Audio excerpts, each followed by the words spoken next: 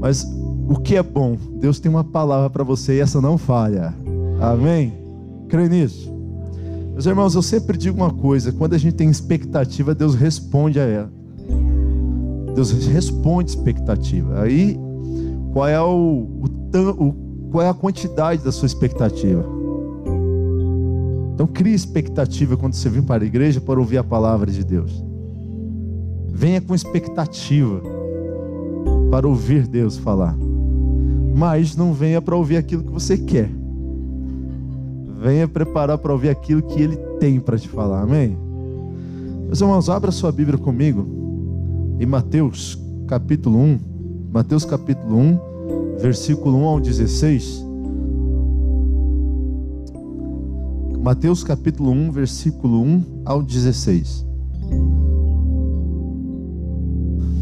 Pode sair alguma coisa boa daí, pastor? Pode, irmãos. Genealogia de Jesus Cristo, só pode sair coisa boa. A palavra do Senhor nos diz: livro da genealogia de Jesus Cristo, filho de Davi, filho de Abraão. Abraão gerou a Isaque, Isaque a Jacó, Jacó a Judá e a seus irmãos. Judá gerou de Tamar a Pérez e a Zera. Pérez gerou a Esrom, Esrom a Arão, Arão gerou a Aminadab, Aminadab a Nasson, Nasson a Salmon, Salmon gerou a Raabe, de Raabe a Boaz. Este de Rute gerou a Obed, Obed a Jessé, Jessé gerou ao rei Davi, e o rei Davi gerou a Salomão, da que fora mulher de Urias. Salomão gerou Roboão, Roboão a Abias, Abias a Asa, Asa gerou a Josafá, Josafá gerou Jorão, Jorão a Uzias, Uzias gerou a Jotão, Jotão a Acas, Acas a Ezequias. Ezequias gerou a Manassés, Manassés a Amon, Amon a Josias. Josias gerou a Joconias e a seus irmãos no tempo do exílio da Babilônia.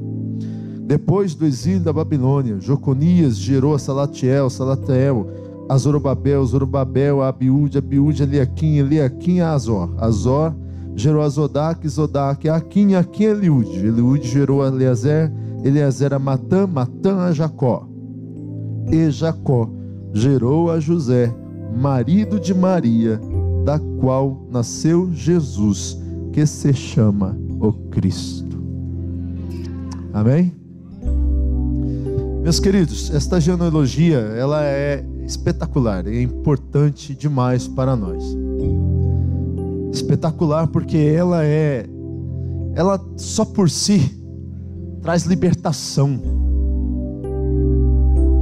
traz redenção, traz a palavra mais certa que eu posso trazer aqui é redenção. Mateus, quando termina o versículo 16, dando destaque que Jesus nasceu de Maria, aliás, José era marido de Maria, da qual nasceu Jesus, que se chama o Cristo. Esse apontamento dele é importante. Cristo, ungido, a apresentação do Messias. Mateus, ele tem este centro do seu evangelho de demonstrar Jesus como Messias para o judeu. Então o público-alvo dele é o judeu, e toda a sua forma de apresentação da genealogia é uma forma especial para o judeu, porque ele quer apresentar o homem Jesus como Messias, o esperado, agora vindo, aquele que tem um reino, ele é rei, tem um reino, tem súditos. E então toda a abordagem dele da genealogia, e até a forma que ele apresenta a genealogia, é uma forma de apresentar para o judeu o Messias, o Salvador, o ungido de Deus, o libertador. Só que tem algo extraordinário e também curioso aqui em Mateus. Ele é um judeu apresentando para o judeu, e a forma que ele apresenta é bem própria para apresentar Jesus como Messias. Mas tem uma coisa aqui curiosa: ele apresenta 5 mulheres na genealogia. Isso não é comum. Não se apresenta a mulher na genealogia, se apresenta homem. E é mais curioso ainda quando você vê Lucas capítulo 3, que também tem uma apresentação de genealogia de Jesus.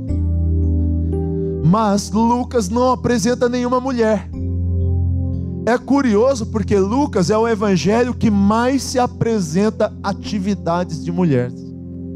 Lucas é o evangelho que mais se apresenta a ação das mulheres. Passagens que destacam bem as atitudes, a fé, a ação de mulheres. Lucas é um médico, mais humanista. Ele embarca mais as mulheres nas passagens, nas apresentações, nos milagres. Mas curiosamente Lucas não apresenta mulher na genealogia. Era para se pensar pela lógica, então Lucas, já que apresenta tantas mulheres, apresentar na genealogia mulheres. Mateus, sendo judeu, excluiria então as mulheres, principalmente porque ele está apresentando para judeu, e a tradição é não apresentar mulheres na genealogia. Então parece que inverteu a coisa, não é? Mas não. Mateus tinha um objetivo. Mateus tinha um alvo. E o alvo dele, que quanto mais eu estudo isso daqui, quanto mais eu entendo, parece que Mateus estava desaforado, irmão. Ele estava, parece, querendo esfregar assim. Ele estava querendo pôr na cara de todo mundo 5 destaques que ele faz aqui. Ele destaca, eu li quase toda a genealogia, mas você vai perceber que ele faz alguns destaques de pinça, pontual. E os 5 destaques são nas 5 mulheres. Por exemplo, para quem está querendo apresentar para os judeus um Messias, ele já apresenta 5 mulheres, e das 5 aqui ele vai apresentar mulheres que nem do povo mulheres que são de outra nação, gentias. Isso já é uma coisa para se assustar para o judeu.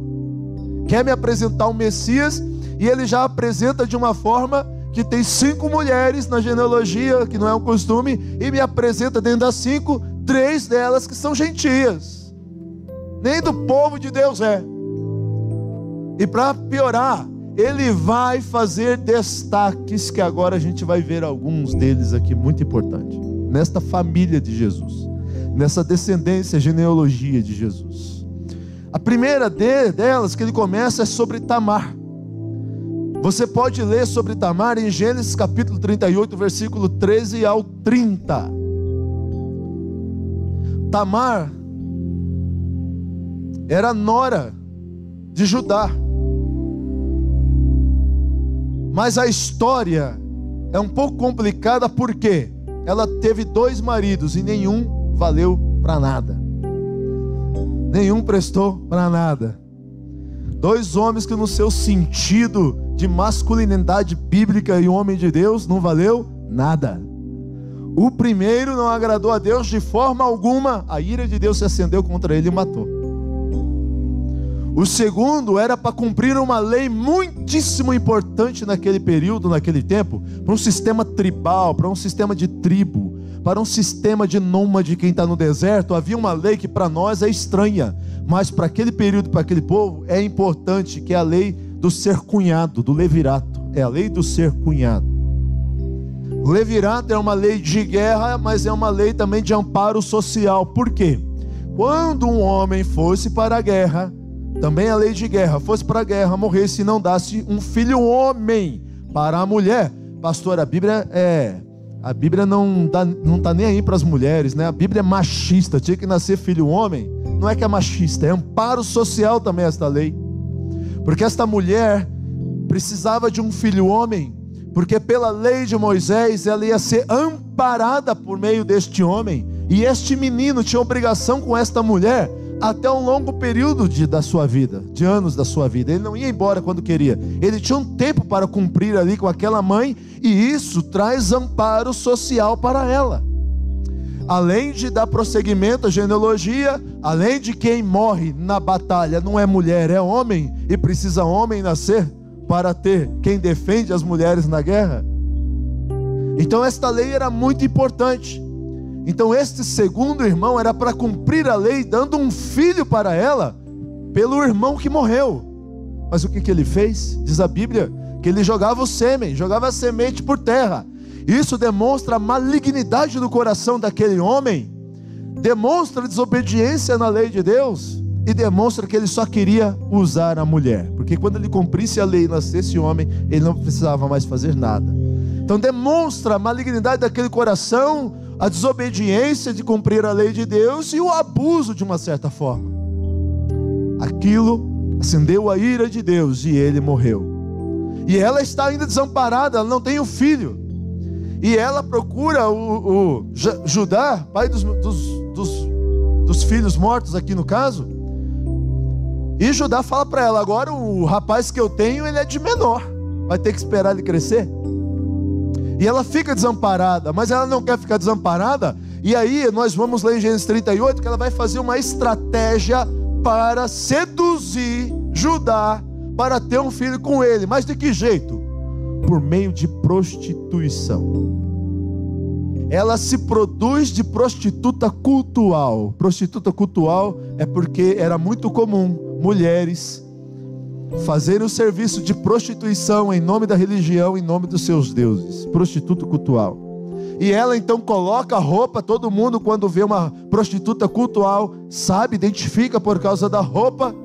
O homenzão de Deus, Judá, olhou a prostituta, sem saber quem era, quis ter relação sexual com uma prostituta.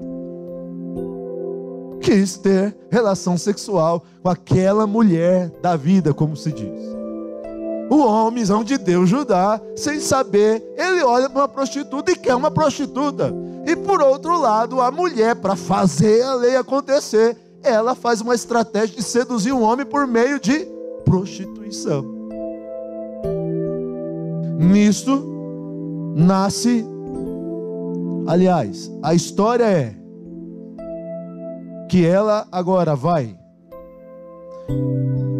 se deitar com Judá. Ele não estava com dinheiro para pagar. Ela quer garantias. A garantia é o cinto, o anel, o selo e um cajado. Se não tem dinheiro, me deixa a garantia. E ele deixou as garantias, que quando ele tivesse a recompensa, ele pagaria. Mas passou o tempo, ele esqueceu. Quando vai se ver, passaram 3 meses e a mulher aparece grávida. Os fofoqueiros, olhudos, sabendo que ela estava grávida, correu para ele e falou assim: ó, tua nora está grávida, fogo nela, pedrejamento, morte, porque ela cometeu adultério nesta lei. Nesta lei ela comete adultério quando ela não tem um filho de um parente mais próximo. Então queriam matar ela. E Judazão, vamos, né? Vamos que vamos. Quando eles chegam para matá-la, ela tem as provas do crime na mão. Quando ele olha para aquilo, ele diz: ela é mais justa do que eu. Esse acontecimento está na família de Jesus. Esse acontecimento está na genealogia que vai vir o Messias. Um outro destaque que ele faz, por exemplo, é de Raabe, uma mulher gentia, mas não basta. É uma mulher o quê? Meretriz. Uma mulher das prostituições. É uma gentia, mas é uma mulher da vida, uma mulher meretriz. Para quem está querendo apresentar Jesus como Messias, olha a linhagem que Mateus está, irmãos, com pinça destacando. Ele está destacando isso. Ele está apontando esses acontecimentos e estas coisas. Outras religiões ou outros povos, eles escondem tudo debaixo do tapete. Todas as outras nações nunca escreveram os seus acontecimentos de vergonha. Nunca escreveram, publicaram os seus acontecimentos problemáticos. O Egito nunca publicou e escreveu ou desenhou acontecimento das pragas do Egito, de derrotas pelo povo íxo, depois do povo de Israel e etc e tal. As nações não tinham esse costume. Mas Deus, o povo de Deus, o nosso Deus, não fez questão nenhuma de esconder debaixo do tapete o podre do povo dele. Por que será? Porque isso é libertador. Porque isso é transformador para um momento que a gente vai chegar já já. Mas aproveitando o tempo, depois ele vai para Ruth, que é moabita. Uma extraordinária história. É legal a história, bonita a história, mas de novo, é mais uma mulher que é moabita, é estrangeira, não é nem do povo de Deus. E tem toda uma situação que acontece ali. Mas estas situações estão dentro da família, da genealogia de Jesus. Agora, as duas últimas, irmãos, é para ir direto na canela assim da gente. Por quê? Mateus não faz média nenhuma. Eu fico pensando assim, olhando isso, eu fico falando comigo mesmo: vai devagar, Mateus, para que ser tão exagerado assim? Para que tacar tão na cara desse jeito? Por quê? Porque ele faz um destaque tão grande agora aqui. Se você olhar a sua Bíblia aí, no versículo 6, está escrito assim, ó: Jessé gerou ao rei Davi, e o rei Davi a Salomão. Para que isso aqui agora, ó? Da que fora mulher de Urias. Precisava ter isso, Mateus?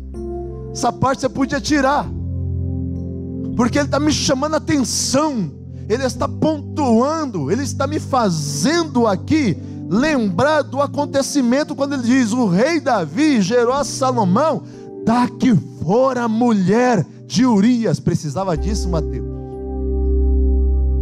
Tinha que ser tão assim, Mateus? Não precisava.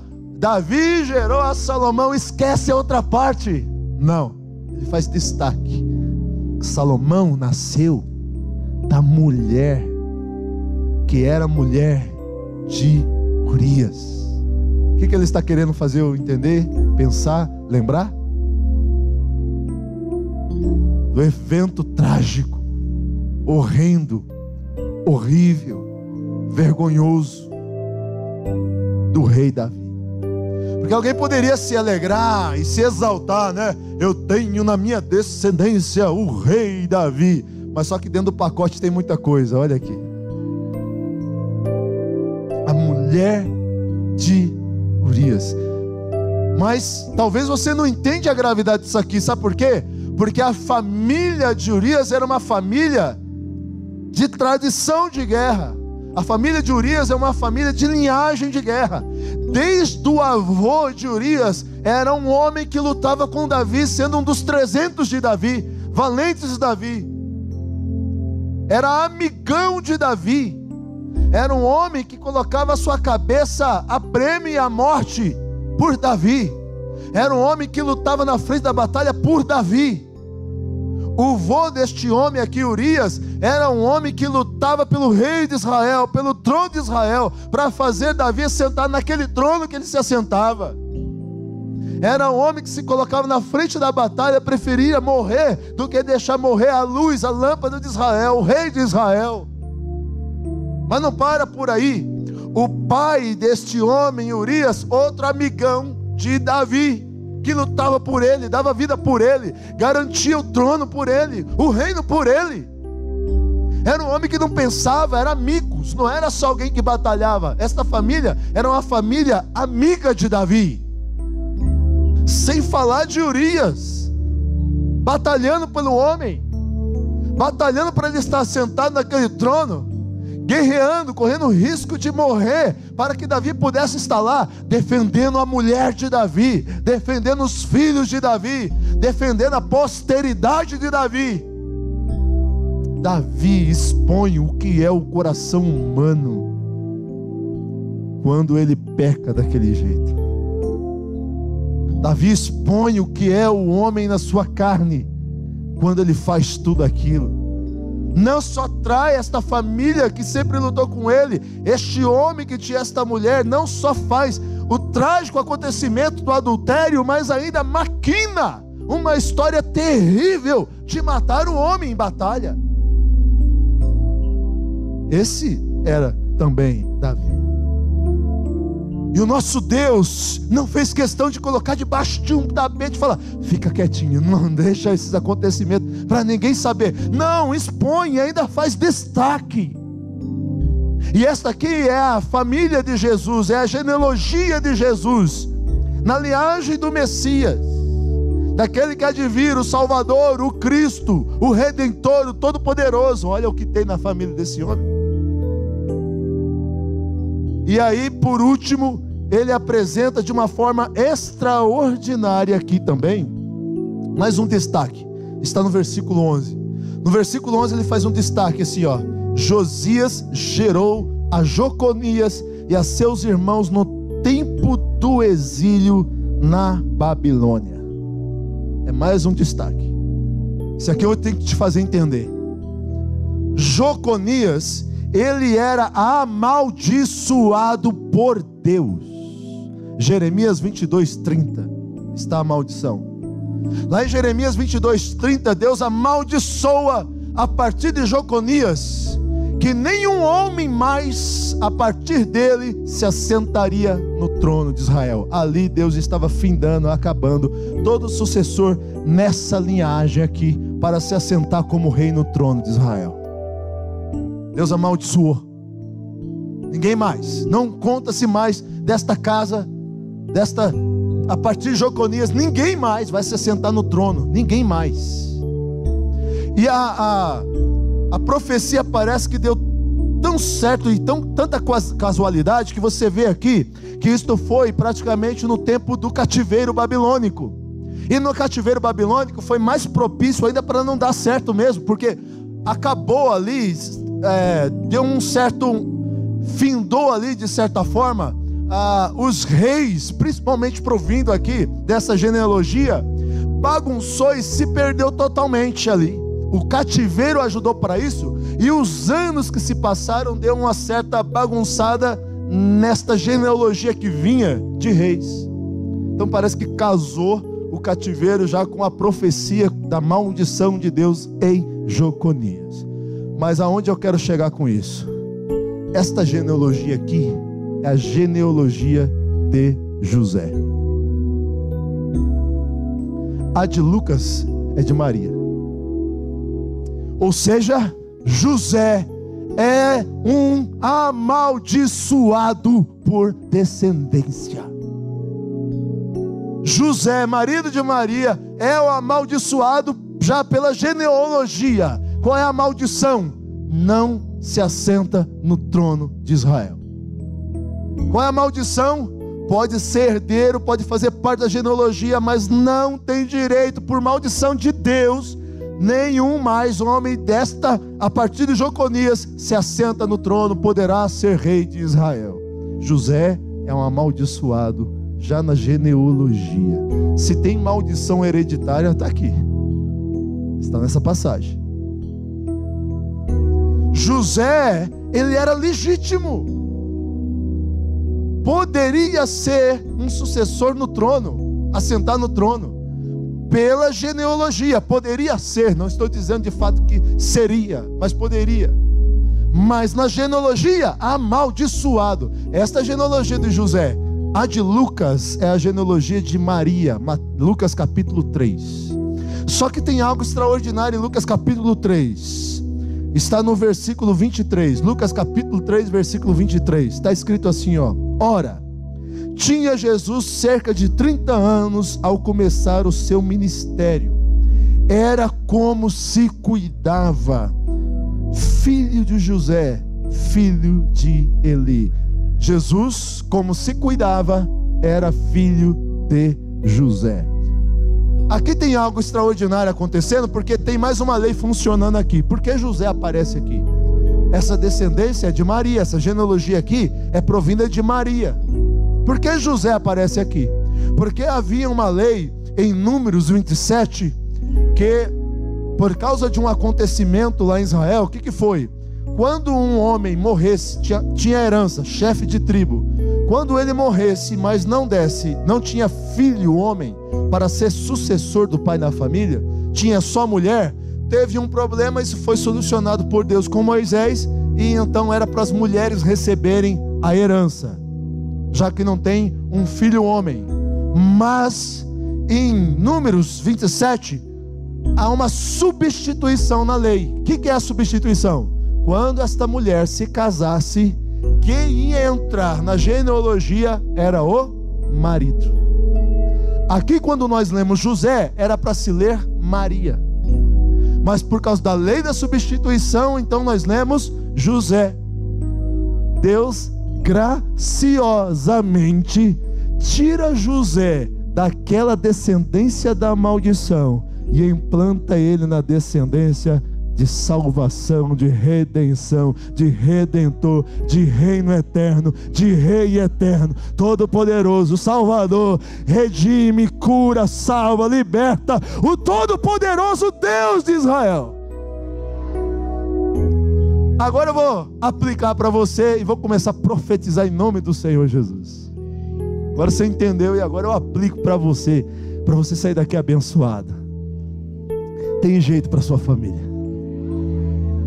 Olha para esta família aqui. Se teve jeito para esta família, tem jeito para a sua também. Irmãos, toda família é caída, toda família é destruída, toda família é uma família que pode ter casos de vergonhas, decepções. Toda família são famílias caídas, até que chega Jesus para mudar a história. Toda família tem histórias de vergonha, toda família tem histórias terríveis e vergonhosas, até que chega Jesus para mudar a história da família. Esta família tem pessoas importantes, mas você viu também que essas pessoas importantes fazem coisas terríveis, vergonhosas, e que nem deveria fazer, mas Jesus, o nosso Deus, restaura toda e qualquer família. Esta família era uma família caída, mas quando chega Jesus, traz redenção para esta família, muda a história desta família, muda a vergonha desta família. Aquilo que era vergonha, agora se transforma em exaltação. Aquilo que era maldição, reverte em bênção de Deus. Olha quantos casos aqui de maldição revertidas em bênção. Olha quantos casos de vergonha revertidos em exaltação. Sabe por quê? Porque o nome de Jesus é Messias, o nome de Jesus é Salvador, o nome de Jesus é ungido de Deus, o nome de Jesus é Redentor. E nesta noite aqui tem redenção para você, para a tua casa e para a sua família, porque a tua família é caída até que chega Jesus para mudar a história. Na minha perspectiva, esta família é uma demonstração que não existe família perdida. Ah, pastor, você não sabe da minha casa, você não sabe a história da minha casa, você não sabe a história da minha vida, você não sabe os casos acontecidos lá, as tragédias, as vergonhas, e nem quero saber. O que eu quero saber é que se tem jeito para essa, tem jeito para a tua. Quando Jesus chega, Jesus muda a história. A tua família talvez pode ter história de gente que vive caída pelo chão, cambaleando pelo chão, de esquina a esquina. Na tua família pode ter casos que você já nem acredita mais numa possível salvação, numa possível transformação. Pode ter casos dentro da sua casa que você nem acredita mais se pode vir alguma coisa boa de lá. Pode ter frustrações, decepções, pode ter tido os piores acontecimentos nesta vida. Você pode ter um pai que não foi o pai que deveria ser, você pode ter uma mãe que foi a mãe que não deveria ser, você pode ter um tio que foi o tio que não era para ser, você pode ter um irmão que não é o irmão que você queria que ele fosse. Mas escute, até Jesus chegar, para transformar toda esta maldição em bênção na sua casa. Pessoas que a sociedade não dá valor, pessoas que a sociedade quer ver longe, pessoas que moralmente são as mais fracassadas de todas, mas Jesus muda a história de qualquer pessoa. E Jesus, quando chega, ele pega essa história de uma família caída e agora faz esta família ser a família redentora. Esta família agora de Jesus, quando chega Jesus, é a família de salvação, é a família da salvação, é a família que abençoa todas as outras famílias da terra, irmão. Jesus pode transformar a sua família aqui nesta noite. Jesus pode pegar a sua família de uma história trágica, vergonhosa, sem valor, e transformar numa família de salvação para outras famílias. José, alcançado pela graça de Deus, quando Lucas apresenta ele por causa da lei, como se cuidava, ele é pai de Jesus. José agora, ele não se assenta no trono, mas ele tem um que agora tem um trono eterno e para sempre. José não se assenta no trono, mas ele simplesmente tem o Rei dos Reis, o Senhor dos Senhores, que pela graça de Deus é colocado para ele, como um representante dele. Porque quando a Bíblia fala como se cuidava, isso aqui é lei. A lei está funcionando para José. Deus graciosamente dá Jesus para José como filho, humanamente falando. Aquele que era desonrado ganha honra, aquele que estava debaixo de maldição ganha maldição. Deus tira ele daquela história de maldição e coloca ele na história de bênção. E Jesus faz isso na sua vida aqui hoje. Jesus muda a história daquele que você nem acredita que pode ser mudado, na sua casa, na sua família. Jesus pode transformar esta maldição em bênção, porque Ele é Deus, Ele é Redentor, Ele é Salvador, Ele é todo poderoso e Ele está aqui nesta noite. Eu vou usar aquele tempinho a mais que eu tenho ali junto com o louvor para orar, porque eu quero orar por você. Se coloque em pé em nome do Senhor Jesus.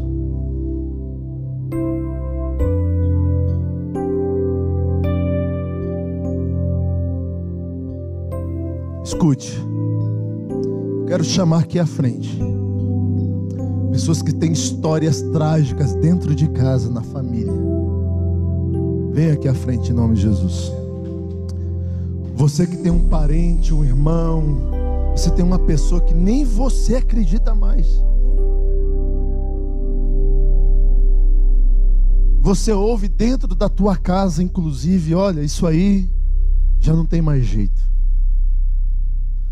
Você que foi marcado por um acontecimento trágico, ruim, avassalador na sua história.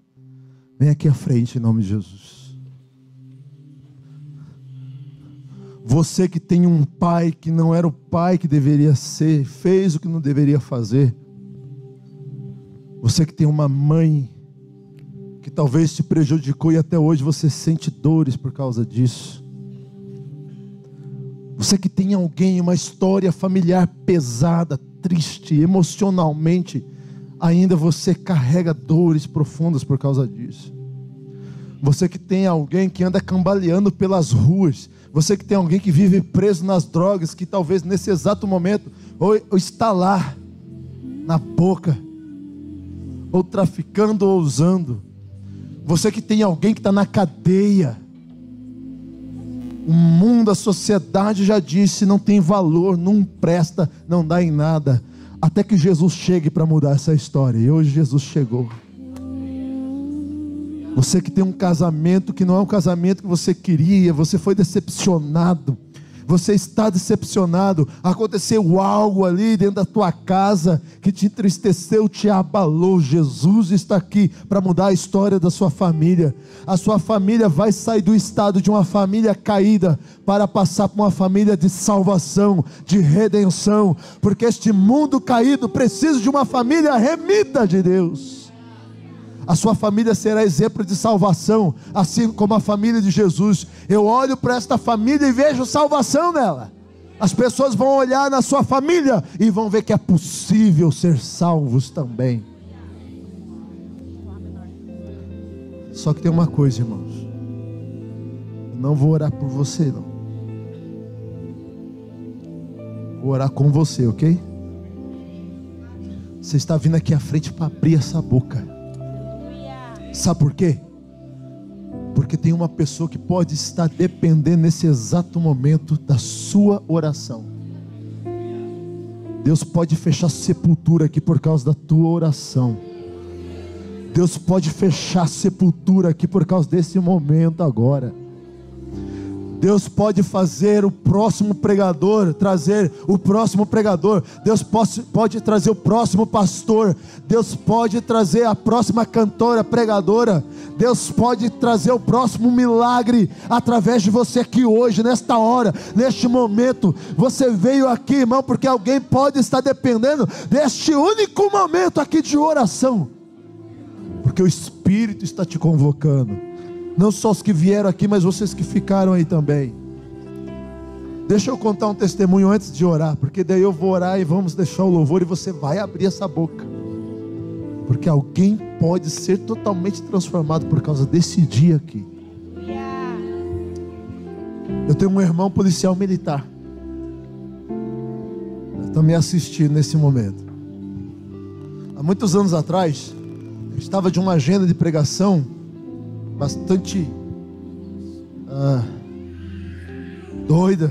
E eu estava muito cansado. Cheguei em casa, deitei e dormi. Era um sábado. Quando eu dormi, eu tive uma visão de um homem alto, muito alto. Eu não conseguia ver o seu rosto, mas os seus passos eram suaves, as vestes resplandecentes, o seu falar muito suave. E ele olhava para mim e dizia: José, levanta e ora. Alguém está correndo risco de morte. Eu levantei, mas eu estava tão cansado que a carne me dominou e eu dormi de novo. Novamente a graça de Deus veio com esta visão de novo, do mesmo jeito, mas nesta agora ele disse: José, levanta e ora. Alguém está correndo risco de morrer. Coração batendo, saindo pela garganta. Eu acordei, despertei, dobrei os meus joelhos aos pés da cama. Comecei a orar, mas eu não sabia quem era. Eu não sabia para quem era. Eu não sabia onde era. Eu não sabia o que estava acontecendo. Eu só sei que eu estava orando. Deus livra, guarda, protege. Deus faz teus milagres, envia os teus anjos. Deus faz os teus livramentos. Eu não sabia para quem estava orando, o que estava acontecendo. Eu estava orando. Do jeito que eu estava de joelho, eu dormi aos pés da cama. Amanheceu o dia. Minha mãe era viva, já partiu para o Senhor. Bateu na porta do meu quarto para que eu levantasse e fosse comprar algumas coisas para ela. Fui numa mercearia comprar umas coisas. Chegando lá, eu fui entrando e o dono lá, eu fui andando e ele olhando assim para mim. Eu fui andando e ele olhando assim. E eu pegava as coisas e ele olhando assim. Eu pensei: esse homem está achando que eu vou roubar. Quando eu peguei as coisas e coloquei lá, ele ainda registrava e me olhava, registrava e eu olhava e eu falei: o senhor está achando que eu vou te roubar, moço? Eu não vou te roubar. Não é isso não. E o que é? Você não viu a televisão não? Você não viu o jornal na TV? Você não leu o jornal não? Você acabei de acordar. Você não está sabendo o que aconteceu? Não. O que aconteceu? Quando ele abriu a boca e falou assim: teu irmão militar. Aí pá, veio a noite, caiu a ficha. Aquela angústia no coração, aperto. Eu falei: Jesus, tenha misericórdia. O que aconteceu é que os bandidos roubaram a Caixa Econômica Federal de madrugada. O meu irmão atendeu a ocorrência, foi disparado atrás dos bandidos, tiro para lá, tiro para cá, despedaçou o carro dos bandidos, a viatura e os vidros, mas um dos bandidos deu um tiro de volta, e esse tiro veio direto no peito do coração, no coração do meu irmão. Só que ele falou assim para mim: calma, porque a notícia é esta: a bala bateu no peito do policial militar, mas a bala caiu por terra. Aí eu fiquei sabendo, para piorar, que ele tinha esquecido o colete à prova de bala. Estava sem. Fui na casa dele e falei assim: rapaz, acontece essas coisas que você ninguém fica sabendo. Eu tentei cobrir. Você sabe como é que a nossa mãe tá, como é que você encobre? Está na TV, está no jornal, tal. Aí ele falou: e eu esqueci o colete à prova de bala nesta noite, rapaz. A cravícula dele quebrou em várias partes por causa do soco, do impacto da bala. A cravícula quebrou em várias partes, mas no seu peito só ficou a marquinha da bala, para a glória de Deus.